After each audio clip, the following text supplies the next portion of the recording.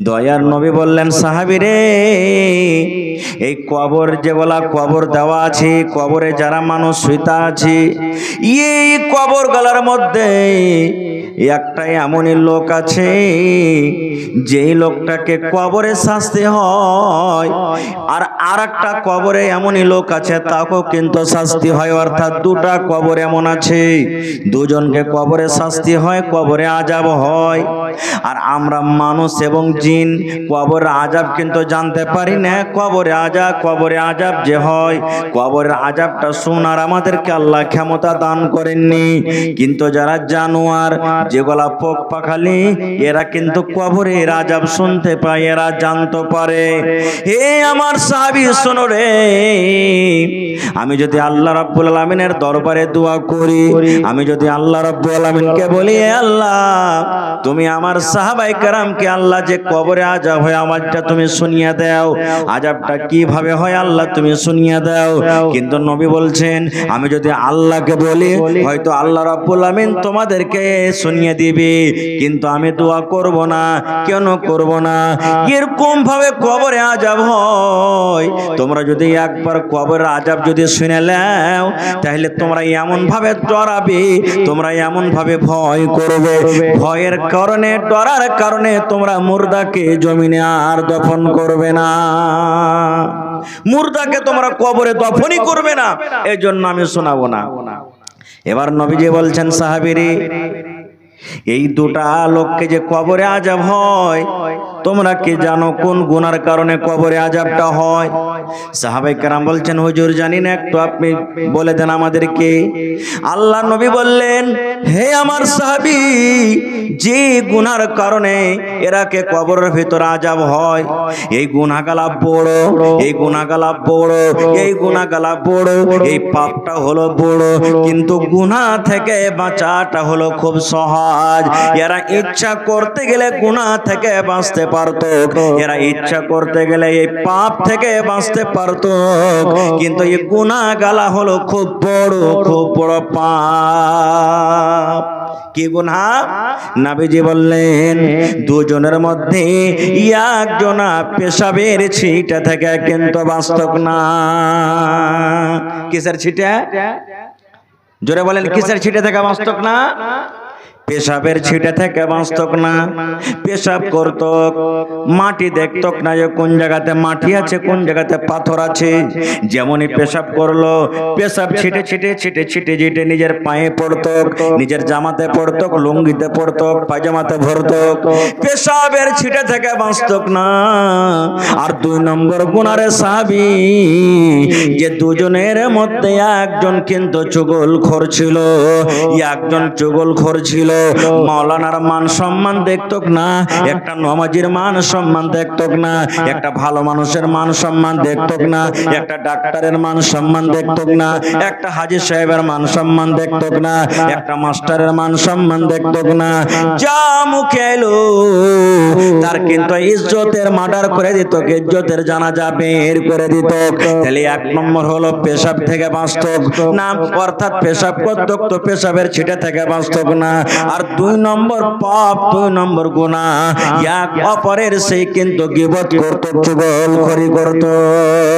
নারে তাকবীর। এবার আপনাকে প্রশ্ন করি, ভাইরে, পেশাবের ছিটে থেকে যদি না বাঁচার কারণে যদি কবরে আযাব হয়, তাহলে নওজওয়ান যুবক, আপনি পেশাব নিয়ে পানি নেন না তো অবস্থা কি হবে? আছে না নাই ভাই? যুবকেরা পেশাব করছে, পানি লেইনে, এমনি পেশাব করে দিলে। নবী বলেছেন, তুমি পানি লাও, পানি না নিতে পারলে ঢাল আছে, ঢাল ইস্তেমাল করো, সুখা ঢাল লাও, সুখা ইট লাও, কিন্তু কয়লা লিয়েন না। পেশাব করতে বসলে কয়লা নিতে হবে না, গোবর নিতে হবে না, হাড্ডি নিতে হবে না। কেন? নবী বলেছেন যে কয়লা, গোবর, হাড্ডি হলো তোমারকে ভাই জিন যা আছে, জিন এরকে হলো খোরাক। এবার বলেন যে আপনি আমি যদি পেশাব করতে পানি না পাই, তখন ঢাল ইস্তেমাল করতে হবে। আর আমি আপনি যে নিজের মনে পেশাব করছি, আর ওখানে ঢাল দূরের কথা, পানিও লিনে ঢালও লিনে, অবস্থা কি হইতে পারে? দুই নম্বর, চায়ের দোকানে বসে বসে, গলিতে বসে বসে, বাজারে চকে বসে বসে এক অপরের সব সময়তে আমরা যে গীবত করি। হবে ওই মৌলবীটা যে ছিল, এরকম ওরকম, এই তো শুরু হইলো।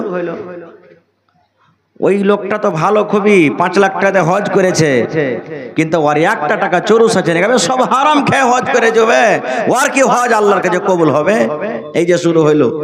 4 দোকানে বসে গেছি, বড় বড় করে দাড়ি তো থিয়েছে, ভালো কথা, ওর থেকে কিন্তু ভালো আছে, নমাজ খানটাই পড়ি না কিন্তু ওর থেকে ভালো আছে। এই যে শুরু হয়ে গেল। একটা খুব সুন্দর মজার হাদিস শোনাচ্ছি। আহা, আল্লাহর রাসূল একদিন বসে আছেন, আর আল্লাহর নবীর পাঞ্জরে আল্লাহর নবীর স্ত্রী মা আয়েশা রাদিয়াল্লাহু তাআলা আনহা বসে আছেন, আর নবীজির আর একটা স্ত্রী সাফিয়া রাদিয়াল্লাহু তাআলা আনহা নবীর কাছে কিন্তু চলে আসছেন কোনো দরকারে। নবীজির 11টা বিবি ছিলেন, 11টা। আমি আপনাকে আল্লাহ তাবারক ওয়া তাআলা 4টার ইজাজত দিয়েছেন, 4টে। নবীর জন্য এটা খাস ছিল, 4টা আমাকে আপনাকে একসাথে স্ত্রী বানিয়ে রাখতে পারবেন আপনি। কিন্তু এখনকার মানুষ যদি খালি সুবহানাল্লাহ 1টা থেকে 2টা 3টা হয়ে যায়, তাহলে কিন্তু ওকে আজেবাজে কথা বলবে। জি না, আল্লাহর কোরআন বলছেন যে তুমি 4টা পর্যন্ত বিয়ে করতে পারো, কিন্তু ইনসাফ বরাবর করে করতে হবে। এক চোখে সুরমা, এক চোখে কাজল দাও, একটাকে ভালো দিছো ইজ্জত সম্মান আদর করছো, আর একটাকে করো না। রাসূল বলছেন তাহলে তুমি একটাই বিয়ে করো, তোমার লেগে 2টা 3টার দরকার নাই, না হলে কিয়ামতের দিন ঘাড় খানটা কুজা হয়ে যাবে, আর আল্লাহর সামনে যাবে। আল্লাহ বলবেন কিয়ামতের দিন লোকেরা বলবে দেখ আর 2টা 3টা স্ত্রী ছিল, একটাকে খুব ভালো ভালো মিষ্টি খাওয়ালছে, ভালো ভালো কাপড় দিয়েছে, তেল কাজল দিয়েছে, ঠোঁট পালিশ দিয়েছে, নখ পালিশ দিয়েছে, সব দিয়েছে, আর একটাকে ভালো করে দেয়নি, তাহলে ঘাড় খানটা টেঁড়া হয়ে গেছে। হাদিসের কথা। তো ভাই আমার, আল্লাহ রাসূল সাল্লাল্লাহু আলাইহি সাল্লাম বসে আছেন, নবীর স্ত্রী মা আয়েশা রাদিয়াল্লাহু তাআলা আনহা বসে আছেন, আর আরেকটা নবীর স্ত্রী নবীর কাছে চলে আসছেন। এবারে মা আয়েশা কি বলছেন জানেন? নবীকে ইশারা করছেন, হুজুর হুজুর। নবীজি বলছেন কি হয়েছে? এই দেখেন আপনার স্ত্রী সাফিয়া, দেখেন নাটি চলে আসছে আপনার কাছ থেকে, আপনার কাছে নাটি আসছে, বাঁঠি আসছে। শুধু সাইজে নাটি ছিলেন, একটু খাটো ছিলেন, তো কি বলছেন নিজের স্বামীকে, দেখেন আপনার স্ত্রী নাটি চলে আসছে। যেমনই কথাটা বলা, সুবহানাল্লাহ, এই নাটি এবং বাঁঠি কথাটা নবী যখন শুনলেন, কত রাখলেন জানেন? ওরে সুবহানাল্লাহ, মা আয়েশা রাদিয়াল্লাহু তাআলা আনহার কথা শুনে নবী আমার রেগে গেলেন, এমন রেগে গেলেন বন্ধুরে, নবীর আমার চোখ কিন্তু লাল হয়ে গেল। নবী আমার রেগে গেলেন যে একজন বিবি আর একজন বিবির কথা বলছেন, নাটি আপনার কাছে চলে আসছে, বাঁঠি আপনার কাছে চলে আসছে। এবার নবীজি আয়েশাকে বলছেন, আয়েশা তুমি একটা লোককে নাটি এবং বাঁঠি বলেছ রে বিবি, তবে জেনে রাখো যারা নাটি ওরাও হলো আল্লাহর তৈরি, আল্লাহ রাব্বুল আমিন তাদেরকে বানালছেন। আর যারা লম্বা ওরাও আল্লাহর তৈরি, যারা ধলো ওরাও আল্লাহর তৈরি, যারা কালো ওরাও আল্লাহর তৈরি, যারা মোটা ওরাও আল্লাহর তৈরি, যারা পাতলা ওরাও আল্লাহর তৈরি। আয়েশা, এই নাটা এবং পাঠা কথাটা এমন খারাপ, আল্লাহ রাব্বুল আমিন এই কথাটাকে এমন খারাপ মনে করেন, আল্লাহ রাব্বুল আমিন এই কথাটাকে এমন খারাপ মনে করেন। তুমি যদি নাটা এবং বাঁধা কথাটাকে ধরে একটা সমুদ্রে ছেড়ে দাও, একটা নদীতে যদি ছেড়ে দাও, এই কথাটা আল্লাহ রাব্বুল আমিনের কাছে এত খারাপ, গোটা সমুদ্রের পানি, গোটা নদীর পানি নোংরা হয়ে যাবে, দুর্গন্ধ হয়ে যাবে। দুর্গন্ধের কারণে সমুদ্রের পানি কিন্তু পান করা যাবে না। সুবহানাল্লাহ। রাসূল বলছেন, আয়েশা তোমার এই কথাটাকে ধরে, নাটা বাঁধা কথাটাকে ধরে যদি সমুদ্রে ছেড়ে দেওয়া হয়, গোটা সমুদ্রের পানি খারাপ হয়ে যাবে, এমন খারাপ হবে যে পানিটা পান করা যাবে না। এত খারাপ কথাটা। এবার বলেন, শুধু নাটা এবং বাঁধা কথাটা যদি এত খারাপ হয়, তাহলে এক অপরের রাত দিন যে আমরা ইজ্জতের মার্ডার করছি, তাহলে অবস্থাটা কিয়ামতের দিন কি হবে? কোনো মা খালা যদি কালো হয় আর কোনো মা খালা যদি ধলো হয়, তো কথাতে কথাতে যদি যায় ঝগড়া হয়, পাড়া পড়শিতে ঝগড়া হয়, কি কইবে? কালো নি, কলটি, কানে খোসানি, মুনি খোসানি, ঢেলা বাহানি, এইরকম ভাবে কত যে গাল দিবার কইবে, তো সেটা আল্লাহ জানছে। এ কাইলা মাগি এ মে করে টাইনে এরকম ভাবে গাল দিবে। কত মা খালা এমন আছে নিজের শাশুড়ির আয়েব বয়ান করবে, 4 জন 5 জন মা খালা বসে যাবে একসাথে, নিজের শাশুড়ির আয়েব বয়ান করবে। আর কইও না বাবু, হ্যাঁ আমার শাশুড়ি খুবই খাইসালনি বাবু রে। এখন তো আল্লাহর রহমতে বাড়িতে বাড়িতে লেটরিং হয়েছে। আগে 5 জন 10 জন করে চলেই তো মা খালারা পায়খানা করতে, আর পায়খানা করতে গিয়ে নিজের স্বামীর কথা বলতো, দেওয়ারের কথা বলতো, বেটার কথা বলতো, শাশুড়ির কথা বলতো। ঝাড়া কি ফিরবে, পেট খোলা সকারে বাড়িতে আসতো না। তাই কই বলছেন 5-7 বিবি মিলা পায়খানাতে গিয়া, 5-7 বিবি মিলা পায়খানাতে গিয়া, পাশাপাশি বসে তারা মজলিসে করিয়া, তারপর কহি যাই আপনার কাহিনী, কি কি বুবু রান্না করলে বলো দেখে শুনি। কেউ বলে ডাল খাটা কলা মুলোই উল, আর কেউ বলে ডাল খাটা ভেজেছে পটল। এই যে দেখেন আল্লাহ রসুলের জামানাতে, ওরে সুবহানাল্লাহ, আল্লাহর নবীর জামানাতে নবীজি আমার ঈদের কিংবা বকরিদের নামাজ পড়ার জন্য গিয়েছিলেন। ঈদের নামাজ আপনারা কোথায় পড়ছেন? এটা ঈদগাহ তাও নাকি? মাশাআল্লাহ, দেখেন এটা হলো মসজিদের ফিল্ড, এটা হলো ঈদগাহের ফিল্ড, এটা হলো মাদ্রাসার ফিল্ড। কত নসিব আল্লাহ আপনারা জি, সুবহানাল্লাহ। এখানে নামাজিরা আসবে, এখানে কোরআন পড়নেওয়ালারাও আসবে, সুবহানাল্লাহ। কত আপনারা খুশনসিব। আল্লাহ রাসূলের জামানাতে নবীজি ঈদের কিংবা বকরিদের নামাজ পড়ার জন্য ঈদগাহে গেছেন। নামাজে ঈদ বকরিদে আগে খুতবা না আগে নামাজ? জোরে বলেন। ঈদ বকরিদে আগে নামাজ না আগে খুতবা? জোরে কইবেন না। আগে নামাজ হয় না আগে খুতবা হয়? মাশাআল্লাহ, আগে নামাজ পরে, আর জুমাতে আগে পরে নামাজ। আল্লাহ রাসূলের জামানাতে ম্যাক ছিল না। আজকে যেমন জালসা করেছেন, মা খালারা ওখানে বসে আছেন, ওয়াজ শুনছেন, আপনারা এখানে শুনছেন। মুখে ওয়াজ করতেন নবীজি, আর আপনারা জানছেন যে ম্যাক আর মুখে তো পার্থক্য আছে। পিছন দিকে মহিলারা কাতার লাগিয়ে বসে আছেন নামাজ টামাজ পড়ে, আর আগের দিকে পুরুষের কাতার, পুরুষের দল। মহিলারাও নামাজ পড়তে যেতেন। আপনারা মহিলারাকে কোনটা নামাজের জায়গা দিচ্ছেন? ঈদ বকরিদের?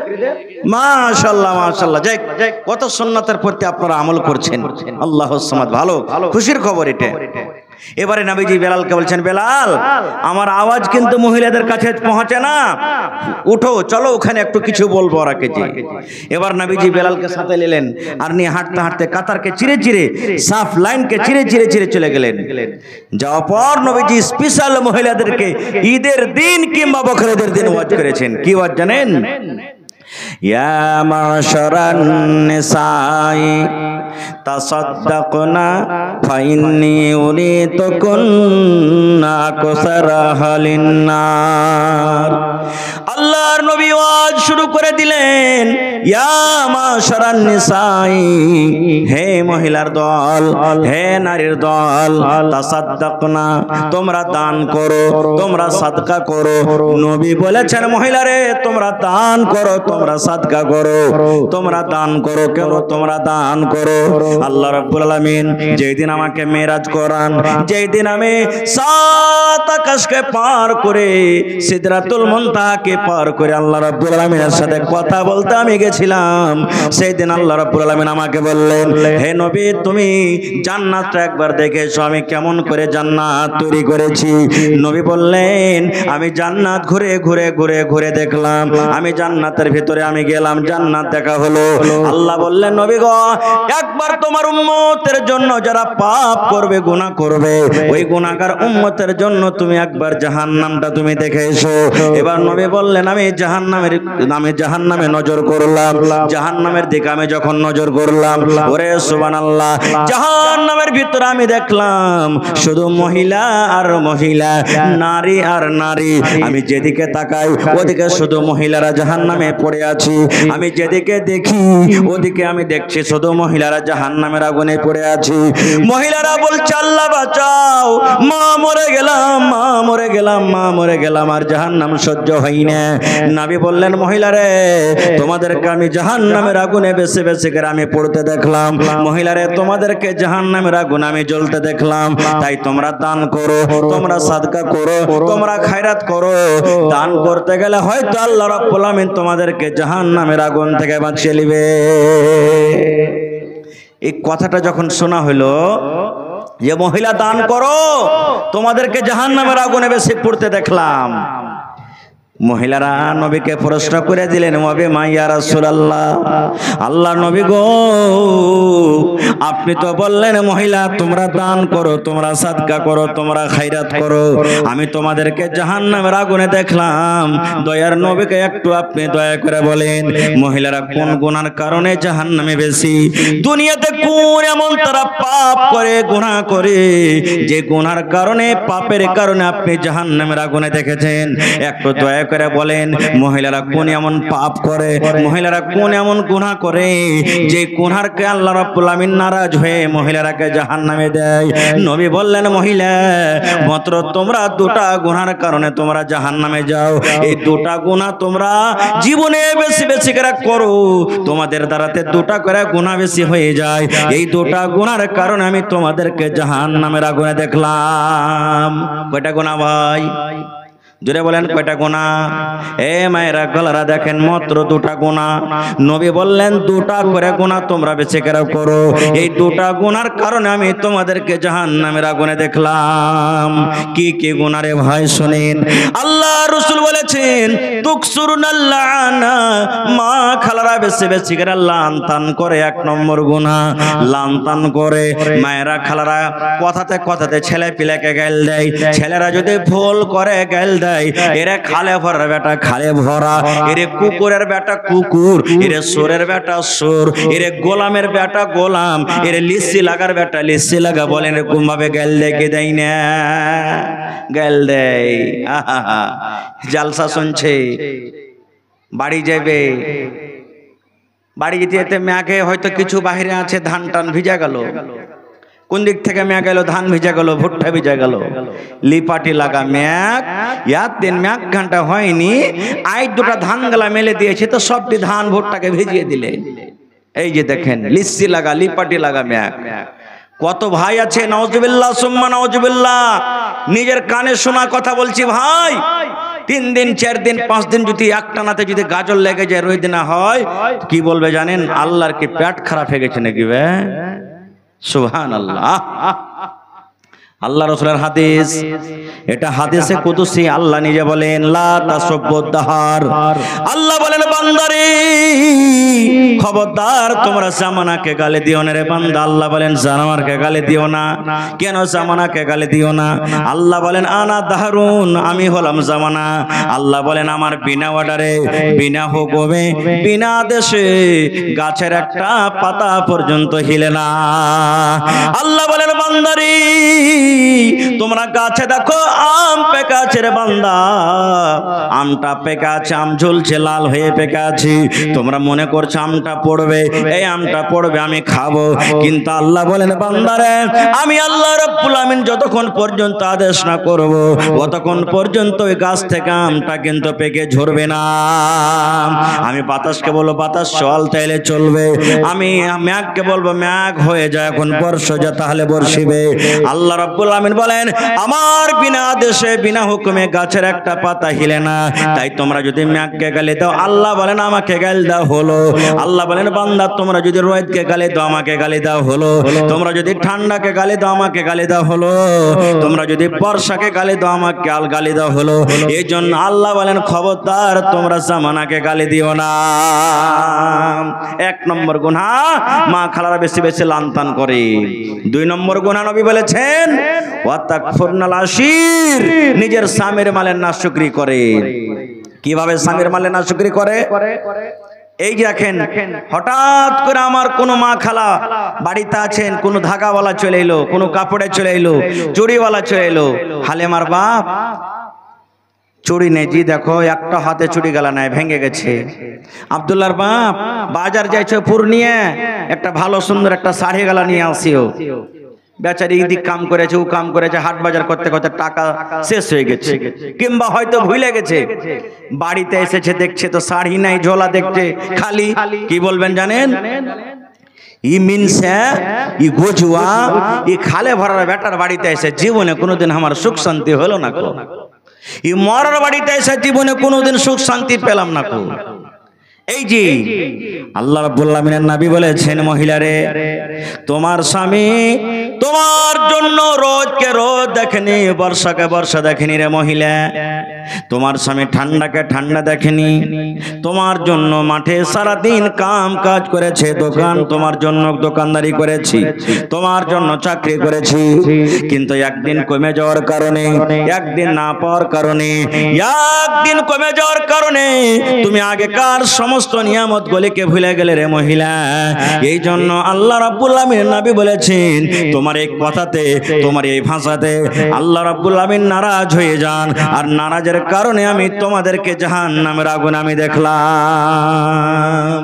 তাই তোমরা দান করো, দান করতে গেলে আল্লাহ তোমাদের হয়তো এই গুনাহকে মাফ করে দিবেন। এদিকে ঘোরাও, ঠিক আছে, মনে ঘুরিয়ে থাকো। এবারে কি দান করবে? হাদিসে উঠে এসেছে কি দান করেছে মহিলারা। আজকে জালসা শুনতে এসেছেন, টাকা নিয়ে এসেছেন, টাকা দান করব, কিন্তু নবী বলছেন ঈদগাহের মাঠে, ঈদগাহে কয়টা লোক টাকা নিয়ে যায়? নামাজ পড়িতে যেত 5 টাকা 10 টাকা করে। নবী বলছেন, বেলাল তলিয়া বিছাও, তলিয়া বিছিয়ে দেওয়া হলো। এবার মহিলারা দান করতে শুরু করে দিলেন। সুবহানাল্লাহ। হযরত বেলাল বলেন, মহিলারা দান শুরু করে দিলে, কে গলা থেকে গলার হার খুলে দিয়ে দিলেন, কে হাত থেকে আংটি খুলে দিয়ে দিলেন, কে পা থেকে পায়েল খুলে দিয়ে দিলেন, কে নাক থেকে নাকমণি খুলে দিয়ে দিলেন, কে কান থেকে কালের বালি খুলে দিয়ে দিলেন, কে গলা থেকে হার আর পান খুলে দিয়ে দিলেন। যা গয়নাগাটি ছিল খুলে খুলে খুলে আল্লাহর নবীর সামনে তারা দান করে দিলেন। নারে তাকবীর। আল্লাহর নবী দিনের নবী গো, নবী ছিলেন দিনের দিওয়ানা। আল্লাহর নবী দিনের নবী গো, নবী ছিলেন দিনের দিওয়ানা। দেখ নবীর মুজিজা, ভাগবতী মা খাদিজা সইপে দিলেন জীবন আর জৈবন। দেখ নবীর মুজিজা, ভাগবতী মা খাদিজা সইপে দিলেন জীবন আর জৈবন। আল্লাহর নবী দিনের নবী গো, নবী ছিলেন দিনের দিওয়ানা। ভাই আমার, একটার মজাদার হাদিস আপনাদের সামনে বলবো, তারপর আমি বেশার দিকে আমি ঘুরে চলে আসবো। আল্লাহর নবীর কয়জন মেয়ে ছিলেন বলতে পারবেন আপনারা? আল্লাহ রাসূলের কয়জন মেয়ে ছিলেন? এই আমার হাতের দিকে দেখেন, 4 জন মেয়ে। একটার নাম হলো ফাতেমা রাদিয়াল্লাহু তাআলা আনহা, এটা সব থেকে ছোট। একটা বেটির নাম হলো উম্মে কুলসুম রাদিয়াল্লাহু তাআলা আনহা, একটা বেটির নাম হলো রুকাইয়া রাদিয়াল্লাহু তাআলা আনহা, একটা বেটির নাম হলো যায়েনাব রাদিয়াল্লাহু তাআলা আনহা। কত সুন্দর সুন্দর নাম। আর আমাদের বেটির নাম কি জানেন? কার নাম রিঙ্কি, কার নাম পিঙ্কি, কার নাম টগরি, কার নাম ঝাইটনি, কার নাম কুড়হানি। এই নাম দেখেন, ভালো নাম ছিলেন। নবীজির 4 জন বেটি। এখন যদি কোনো ভাইয়ের যদি লাগাতার বেটি হয়ে চলে যায় বাড়িতে, পুরুষটা ওকে গাল দিবে, পাড়া পড়োশিও গাল দিবে, যা জেঠানিও গাল দিবে, কথাতে কথাতে কত রকম কথা তাকে বলবে, কত ভাষা দিবে। কিন্তু না, বেটি আল্লাহ রাব্বুল আলামিনের পক্ষ থেকে হয়, আল্লাহই দেন। বেটা যাকে দেয় তা আল্লাহ রাব্বুল আলামিনের আদেশে হয়। আল্লাহ যাকে চাহেন বেটা বেটি দুটাই দেয়, আর আল্লাহ রাব্বুল আলামিন যাকে ইচ্ছা করেন তাকে বাঁঝ করে রাখে, একটা ছেলে পেলে আল্লাহ দেয় না। এটা আল্লাহর আদেশে, আল্লাহর কোরআন বলছেন, আল্লাহ নিজে বলছেন। নবীজির 4 জন মেয়ের মধ্যে নবীজির 1 জন মেয়ে শুধু বেঁচে ছিলেন, নবীজির মৃত্যুর পর মারা গেছিলেন। বাকি 3 জন মেয়ে নবীজির বেঁচে থাকা কালে দুনিয়া ছেড়ে চলে গেছিলেন। নবীজির জামাই, ছোট জামাই হযরত আলী রাদিয়াল্লাহু তাআলা আনহু, এটা একদিক থেকে কাকাইতো ভাই, চাচতো ভাই যাকে আমরা বলি, আর একদিক থেকে হলো নিজের জামাই, নিজের কাকাইতো ভাইকে নবীজি জামাই করেছেন। সুবহানাল্লাহ। এখন যদি গ্রামের খালি চাচতো খালা, চাচতো ফুফু, চাচতো এরকম বেটি কেহ যদি হয়, চাচতো খালা হয়, গাঁ ঘরের কহে আসছে, আর যদি বিহার ইস্টা লাগে তা হেই ওকে সারা জীবন খালা কহেইনু, কেমন করে বিহা শাদী করব? আরে চাস্তো খালা চাস্তো ফুপু বিহা যায় যাচ্ছে, অসুবিধা কি? অসুবিধার কোনো কারণ নেই। খায়ের যা হোক, এইবারে হযরত আলী রাদিয়াল্লাহু তাআলা আনহা একদিন বাড়িতে আছেন, আর বিবি ফাতেমা রাদিয়াল্লাহু তাআলা আনহা নবীজির ছোট বেটি বলছেন যে স্বামী জান, আজকে আমি আমার আব্বার কাছে যাব কিছু চাইতে। যেমন আপনার কাছে আপনার বেটির চাহিদা আছে, আব্বাজি একটা মুরগি গালা দেন, আব্বাজি একটা পালং দেন, আব্বাজি একটা সুটকেস দেন, মিটকেস দেন, এই দেন ওই দেন। চাইছে কি চাহে না? হানা বলেন, চাইছে না চাহে না? তো ফাতেমা রাদিয়াল্লাহু তাআলা বলছেন যে আমি আব্বার কাছে আজ কিছু চাইতে যাব। তো হযরত আলী বলছেন যাবে তো যাও, পাঞ্জরি বাড়ি তো চলে গেলেন। যাইছে তো দেখছে বাড়িতে ঢোকার পর নবীজি বাড়িতে কিন্তু দেখতে পাই না, আব্বাকে দেখতে পাই না। এবারে মা ফাতেমা রাদিয়াল্লাহু তাআলা আনহা মাকে বলছেন, নিজের মা যার পেট থেকে জন্ম নিয়েছিলেন মা খাদিজা রাদিয়াল্লাহু তাআলা আনহা, ও তো দুনিয়া থেকে চলে গেছেন নবীর বেঁচে থাকা কালে। যেটা বেঁচে আছেন এটা হলো সতার মা, মা আয়েশা রাদিয়াল্লাহু তাআলা আনহা বলছেন যে মা আব্বা কি বাড়িতে নেই? হযরত আয়েশা রাদিয়াল্লাহু তাআলা আনহা বলছেন যে বেটি তোমার আব্বা তো বাড়িতে নেই, হয়তো দাওয়াতের কাজে তাবলীগের কাছে গেছেন। কি কথা বলো মা, বসো, কি কথা বলো? বলছে না আব্বা থাকলে কিন্তু ভালো হতো। তো বলছে যে তোমার আব্বা তো এখন নেই। তো বলছে আচ্ছা আব্বা আসবে তখন বলবো। এই কথা বলে চলে গেলেন বাড়ি, থাকলেন না। এ মায়েরা বোনেরা শোনেন, ফাতেমা কত নেককার বিবি ছিলেন, কত দিনদার বিবি ছিলেন, যে আব্বা বাড়িতে নেই তো একটু ইন্তজার করে লি, এক বেলা থেকে লি, এক ঘন্টা থেকে লি, আব্বা আসবে তখন মনের কথা বলে যাব না, আবার আসবো, আমি এক্ষুনি চলে যাব আমার স্বামীর বাড়িতে। কেন যাব? যে আমার স্বামীর যদি আমার সাথে এখন দরকার থাকে, কোনো কামের দরকার থাকে, কথার দরকার থাকে, আমার স্বামী যদি আমাকে কিছু বলে, আমার যদি খিদমতের দরকার থাকে, এই জন্য বলছেন যে আমি থাকবো না, আমি চলে যাব। চলে গেলেন। আর এখনকার মা খালারা কি জানেন, এক ঘন্টা বলে যদি যায় এক বেলা থেকে আসবে, যদি খালি বলে যে একদিন কহে গেল তো 5 দিন থেকে আসবে। মানে ও বুঝে না যে স্বামী কি জিনিস। তখন হয়তো স্বামীরাও বুঝা সোজা করে না, উল্টা পাল্টা মার চালু, উল্টা পাল্টা মেয়ের চালু। হ্যাঁ ভাইয়ারা খারজা হোক। এবার চলে গেলেন বাড়ি। নবীজি সন্ধ্যাবেলাতে বাড়ি গেলেন একটু মুকান্দারি হয়ে। এবারে মা আয়েশা রাদিয়াল্লাহু তাআলা আনহা তখন বলছেন যে নবীজি আর কি আপনি জানেন? বলছে কি হয়েছে? বলছে ফাতেমা এসেছিল আপনার সাথে দেখা করার জন্য, আপনার কলেজের টুকরা ফাতেমা এসেছিল। নবীজি বললেন ফাতেমা এসেছিল না? তো হ্যাঁ। কি বলছিল? বলছে আমাকে জানাইনি। বলছে আব্বা আসবে তখন বলবো। নবীজি কত বেটিকে ভালোবাসতেন। আরে আমার দয়ার নবী, আমার বেটি এসেছিল আমার সাথে দেখা করার জন্য। নবীজি তখনই চলে গেলেন বেটির বাড়ি, হাঁটতে হাঁটতে চলে গেলেন। দেখছে দুয়ার থেকে আওয়াজ দিচ্ছে, তো ওরা দুজন কিন্তু শুইতে গেছে বিছানে। হযরত আলী আর হযরত ফাতেমা শুইতে গেছেন, কিন্তু চোখ বন্ধ হয়নি, দিন যায়নি, সাথে শুইতেছে। অনুমতি চাইলেন, ইজাজত চাইলেন, আসার ইজাজত দেওয়া হলো। এবারে নবী বললেন হে আলী, হে ফাতেমা, তোমরা শোনো, যেভাবে তোমরা বিছানে আছো, তোমরা বিছানে ঘুমিয়ে থাকো, তোমরা বিছানে শুয়ে থাকো, আমি ঘরের ভিতরে আসছি।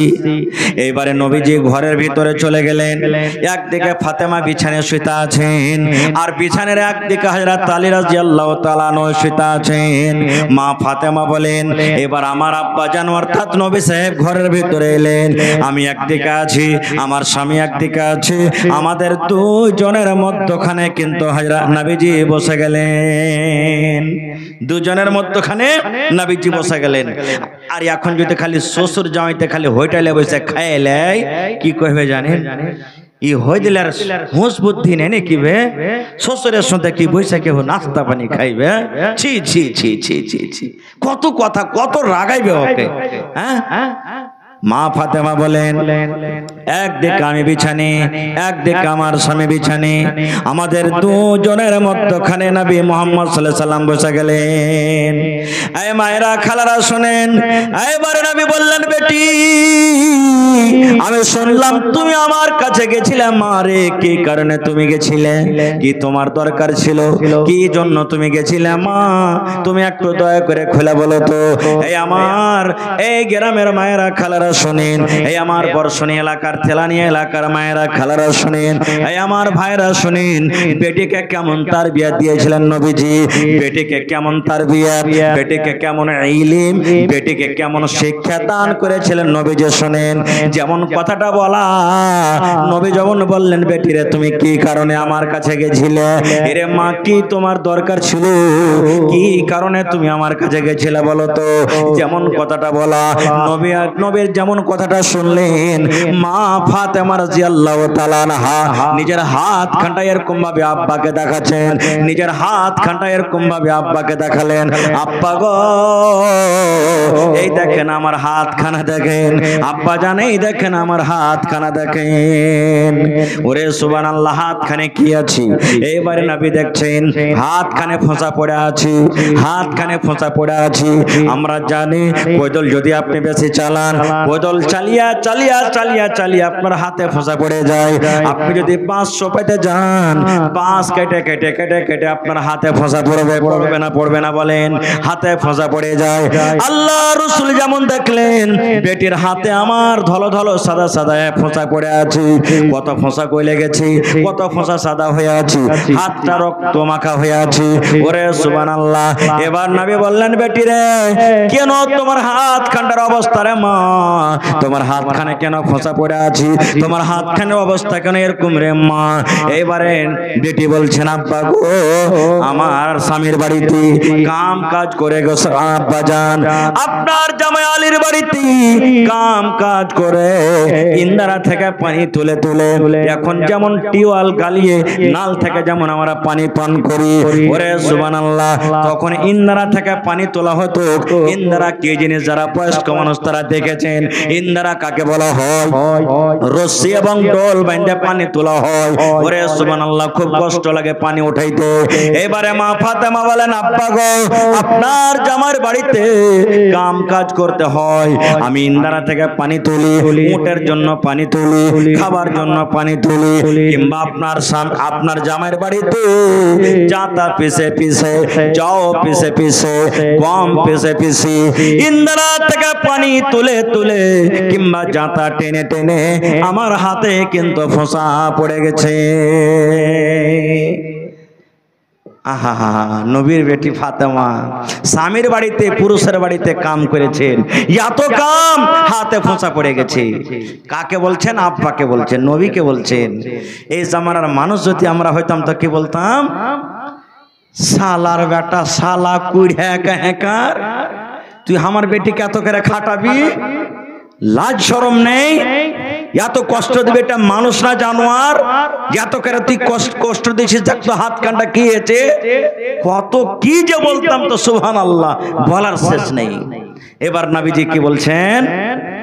সুবহানাল্লাহ। বেটি রে একটা কথা বলবো রে মা। বলছে কি আব্বা জান?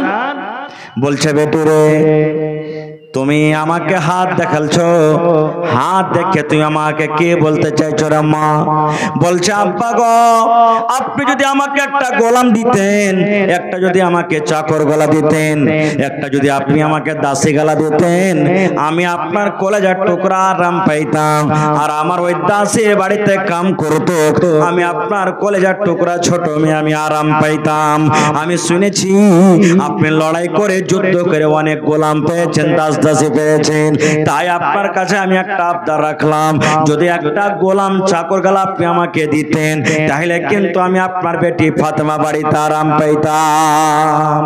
আল্লাহ রাসূল বললেন, বেটি রে তুমি আমার কাছে গোলাম চেয়েছো রে মা, তুমি আমার কাছে গোলাম চেয়েছো।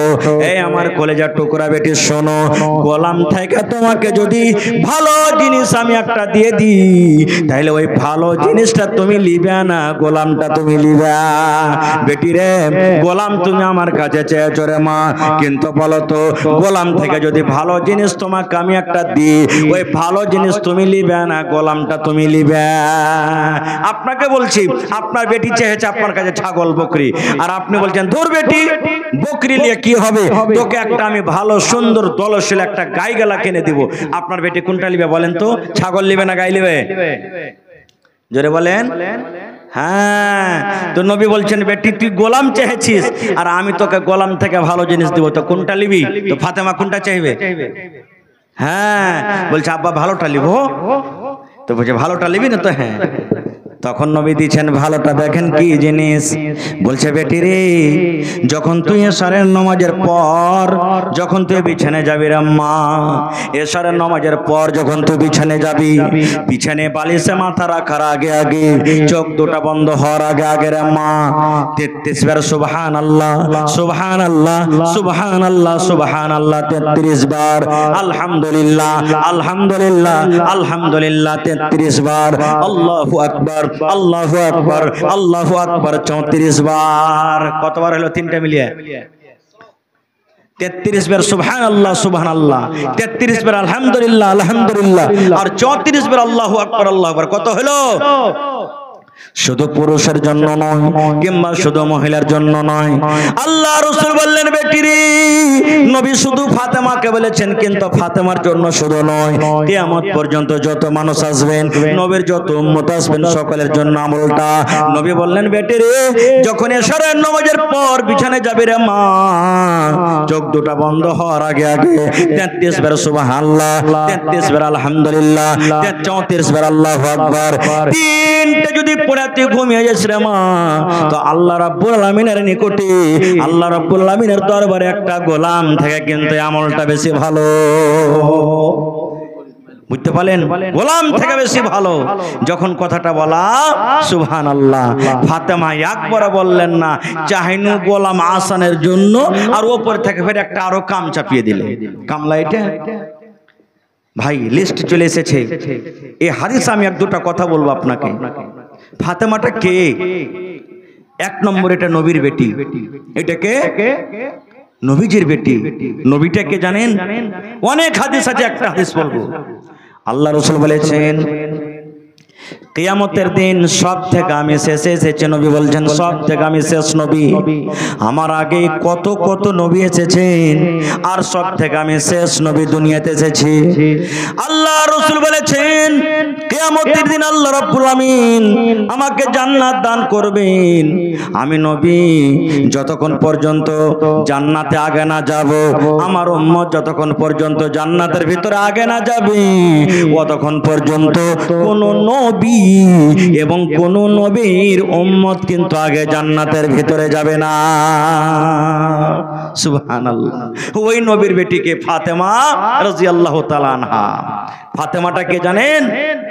আল্লাহ রাসূল সাল্লাল্লাহু আলাইহি সাল্লাম একদিন বসে আছেন, আর আল্লাহর একটা ফেরেশতা এসে নবীকে বলছে, নবী গো, একটু আপনার বেটি ফাতেমাকে আপনি খবরটা দিয়ে দেন, একটু আপনার কলেজার টুকরা ফাতেমাকে খবর দিয়ে দেন। কি খবর?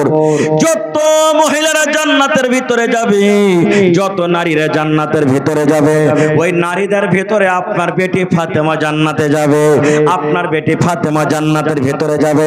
শুধু জান্নাতে যাবে না, যত মহিলারা জান্নাতে যাবে, যত নারীরা জান্নাতে যাবে, সমস্ত জান্নাতি মহিলাদের সরদারনি হবে আপনার কলেজার টুকরা ফাতেমা রাদিয়াল্লাহু তাআলা আনহা। ওই নবীর বেটি ফাতেমা যে জান্নাতের সমস্ত মহিলাদের সরদারনি হবে, এরকম ফাতেমা নিজের স্বামীর বাড়িতে জাতা পিছে পিছে আর ইন্দারা থেকে পানি তুলে তুলে হাতে ফোঁসা পড়ে যেত। মহরমের সময় তো খুব লাঠি খেলছে আর ঢোল বলছে, নিশানা উঠছে। ওঠে না? ওঠে না? জোরে বলেন। একদিন নবীজি জিবরিল ফেরেশতার সাথে কথা বলছেন, আর হযরত হোসেন রাদিয়াল্লাহু তাআলা আনহু কাঁদতে কাঁদতে এসে বসে গেছেন, ছোট বাচ্চা। জিবরিল ফেরেশতা বলছেন যে এটা কে? বলছে আমার নাতি। বলছে কত ভালোবাসেন? বলছে জিবরিল আমার নাতিকে আমি এতখানি ভালোবাসি। আমার নাতিকে যে ভালোবাসলো নবী আমাকে ভালোবাসলো, আমার নাতিকে যে ভালোবাসলো না সে আমাকে ভালোবাসলো না। কথাটা যখন বললেন তখন জিবরিল ফেরেশতা বলছেন, নবীজি একটা কথা আপনাকে বলবো। বলছে কি?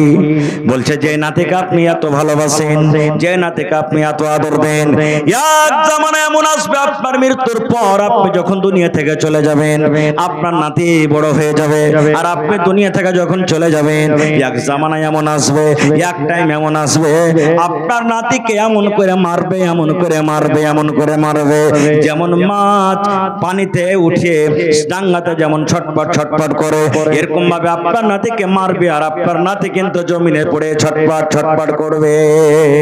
যখন কথাটা শুনলেন নবী বলছেন ফেরেশতা জিবরিল শোনো, আমি আমার নাতিকে তো মার্ডার হওয়া দেখতে পাবো না, আমার মৃত্যুর পর আমার নাতিকে মার্ডার করবে। জিবরিল, যেই জমিনে যে জায়গাতে আমার নাতিকে মারা হবে সেই জায়গাটা কি তুমি আমাকে একবার দেখাবি না?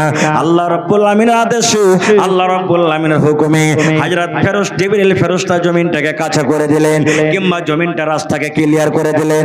আল্লাহ রাব্বুল আলামিন ওই জায়গাটাকে দেখিয়ে দিলেন যাকে আজকে আমাদের ভাষাতে কারবালার ময়দান বলি, যে জায়গাতে হযরত হোসেন রাদিয়াল্লাহু তাআলা আনহুকে শহীদ করা হয়েছে, ওই জায়গাটা নবীজি দুই চোখে দেখে নিলেন। শুধু তা নয়, এবারে একজন আল্লাহ রাব্বুল আলামিনের ফেরেশতা এসে নবীকে বলছেন, এই দয়ার নবী, আপনার নাতি হাসান হোসেন জান্নাতের ভিতরে যাবে, আপনার নাতি হাসান হোসেন জান্নাতের ভিতরে যাবে। শুধু জান্নাতের ভিতরে যাবে না, জান্নাতে যত মানুষরা থাকবে, যত নওজওয়ান থাকবে, সমস্ত নওজওয়ান সমস্ত যুবকদের সরদার হবে আপনার নাতি হাসান এবং হোসেন। ওই হাসান হোসেন জান্নাতি সরদারের মা হলেন ফাতেমা রাদিয়াল্লাহু তাআলা আনহা, যে নিজের স্বামীর বাড়িতে কাম কাজ করে হাতে ফোঁসা ফেলে দেন। আর একটা পয়েন্ট বলি, 1 মিনিট। নবীজি 10টা লোকের নাম বলেছেন জান্নাতের ভিতরে যাবেন, যাকে আশরায়ে মুবাশশারা বলা হয়েছে। কে কে? সাদ তুমি জান্নাতে যাবে, সাইদ তুমি জান্নাতে যাবে, হযরত ওমরের কথা বলেছেন জান্নাতে যাবে, উসমান তুমি জান্নাতে যাবে, আবু বকর তুমি জান্নাতে যাবে। এই করে করে নবী বলছেন আলী তুমি জান্নাতে যাইবে, আলী তুমি জান্নাতে যাইবে, আলী তুমিও জান্নাতে যাইবে। 10টার মধ্যে নবীজি আলীরও নাম নিয়েছেন। হে ভাই মুসলমান, হযরত আলী রাদিয়াল্লাহু তাআলা আনহু এমনই খুশনসিব সাহাবী, 10 জনের মধ্যে হযরত আলী কিন্তু আছেন। আলী তুমি জান্নাতে যাইবে, যে দুনিয়াতে জান্নাতের সার্টিফিকেট পেয়ে নিয়েছেন, যে দুনিয়াতে জান্নাতের খুশখবরি পেয়ে নিয়েছেন, এরকম জান্নাতি মানুষের স্ত্রী ফাতেমা রাদিয়াল্লাহু তাআলা আনহা নিজের স্বামীর বাড়িতে কাম কাজ করে হাতে ফোঁসা ফেলে দিতেন। সুবহানাল্লাহ। এমনই মহিলা যে নিজে জান্নাতে যাবেন, বেটা জান্নাতে যাবে, স্বামী জান্নাতে যাবেন, বাপ জান্নাতে যাবেন, মা জান্নাতে যাবেন, এরকম মহিলা নিজের স্বামীর বাড়িতে কাম কাজ করে হাতে ফোঁসা ফেলে দিয়েছেন। সুবহানাল্লাহ। তা অহংকার ঘামান্ডি করেনি। তবে আজকে মায়েরা খালার আপনারা কেন করবেন? মেলে কথা আছে বলার। ভাই আমার, এটা হলো মসজিদের জালসা। নবীজি একদিন সাহাবীদেরকে বললেন, হে আমার সাহাবীরা তোমরা দান করো। আপনারা বলবেন হাজী মাওলানা দান করছি, তো দান করার কি হাদিস আছে? নবীজি বললেন দান করো। সব নিজের নিজের বাড়িতে চলে গেলেন। দান তো করছেন, পাল্লা পাল্লি শুরু করে দিলেন দানে। হযরত ওমর ফারুক বলছেন আবু বকরকে দান করে জিততে পারেনি, আজ আবু বকরকে দান করে আমি জিতবো। কোনদিন আবু বকরকে দান করে জিততে পারেনি। আমাদের এখানে মেলা জালসাতে দেখতে পাই মানুষেরা পাল্লা পাল্লি শুরু করে দেয়, কোমর ধরে ধরে চ্যানেলে চলে আসে, আবে 10,000 হামির তুই 15,000 দে, তুই যদি 15 দিস তো আমি 20 দিব। এরকম দেয় না মেলা জায়গাতে জালসাতে হয়। তুই দিলি 1 কুইন্টাল ছড় তো আমিও দিব। হযরত ওমর বলছেন যে আবু বকরকে দান করে জিততে পারেনি, কোনদিন আবু বকরকে আমল করে জিততে পারেনি, আজ কিন্তু দান করে জিতবো। ও বাড়ি চলে গেলেন। হযরত ওমর রাদিয়াল্লাহু তাআলা আনহু মাল লিয়া বসলেন, খাতা কলম লিয়া বসলেন। মালকে 2 ভাগ করলেন। কয় ভাগ? জোরে বলেন, কয় ভাগ করলেন? 2 ভাগ। 1 ভাগ নিজের ছেলে মেয়ের জন্য বাড়িতে রাখলেন, আর 1 ভাগ মাল আল্লাহ রাসূলের সামনে হাজির করে দিলেন। মনে মনে কি, আজ কিন্তু হযরত আবু বকরকে দান করে জিতবো, কোনো রিয়াকারী নয়। সুবহানাল্লাহ। সবারই দান টান দেখে এইবারে হযরত আবু বকর বাড়ি গেলেন রাদিয়াল্লাহু তাআলা আনহু। বিবিকে বলছেন, বিবি রে কিছু আছে বাড়িতে, দান করতে হবে রে বিবি। নবী বলেছেন দান করতে হবে, বাড়িতে কিছু আছে। সুবহানাল্লাহ। দেখেন কত গরিব মানুষ। এবারে বিবি বলছেন, স্বামী গো কিছু বাড়িতে নাই, দেওয়ার মতন কিছু নাই গো স্বামী যান, মাত্র 1 সা 2.5 কিলো কিংবা 2.5 কিলো চাও কিংবা জাওয়ের আটা আছে, এই ছাড়া কিন্তু বাড়িতে নাই। এইবার হযরত আবু বকর রাদিয়াল্লাহু তাআলা বলছেন, আল্লাহ আব্দুর রহমানকে দেখলাম খাজুর দান করলো, করলো, বস্তার বস্তা খাজর দান করলো। উসমানকে দেখলাম উট দিল, ছাগল দিল, সোনা দিল, চাঁদি দিল। আমি ওমরকে দেখলাম আল্লাহ 2 ভাগ করে মালকে 1 ভাগ আল্লাহ রাসূলের সামনে হাজির করে দিল। উমর সাহাবীকে দেখলাম আল্লাহ উট দিয়ে দিল, এই দিল ওই দিল। আর আমি একটা এমনই মানুষ, সামান্য 2.5 কিলো যাও কিংবা যাওয়ের আটা নিয়ে কেমন করে নবীর দরবারে যাব? বড় লজ্জার কথা, কেমন করে যাব? লজ্জার কারণে মুসলমান, এই আমার গ্রামের নওজওয়ানেরা শুনেন, হযরত আবু বকর রাদিয়াল্লাহু তাআলা আনহু ওই 2.5 কিলো মালকে এরকম ভাবে বুকের সাথে জড়িয়ে নিলেন। আর জড়িয়ে নেওয়ার পর যেন নবীজি জানতে না পারে, কোন সাহাবী যেন জানতে না পারে যে আবু বকর কতটি দান করেছে। দান কোটাকে লক করে ঢেরিতে ঢেলে দিলেন। আর ঢেরিতে ঢেলে দিয়ে কিন্তু বসে আছেন যেন কেউ জানতে না পারে কতটি দান দিয়েছি। এইবারে নবী বলছেন, হে আব্দুর রহমান তুমি কি দিয়েছো?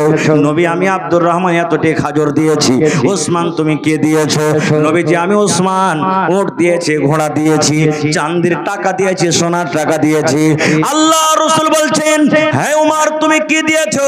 নবীজি, 2 ভাগ করে মালকে ভাগ করেছি। 1 ভাগ মাল বাড়িতে রেখেছি, 1 ভাগ আপনার সামনে হাজির করে দিয়েছি। এবার নবী বলছেন, আবু বকর তুমি কি দিয়েছো রে বলো তো? হে আমার ভাইরা শুনে আবু বকরের কথা। হযরত আবু বকর বলছেন, নবী গো কি দিয়েছি এটা জিজ্ঞাসা না করে আমি আমার ছেলে মেয়ের জন্য বাড়িতে কি রেখেছি আর আপনার সামনে কি হাজির করেছি এটা জিজ্ঞাসা করেন। এবার নবী বলছেন, আবু বকর তুমি তোমার ছেলে মেয়ের জন্য বাড়িতে কি রেখেছো আর আল্লাহর রাহে কি হাজির করেছো?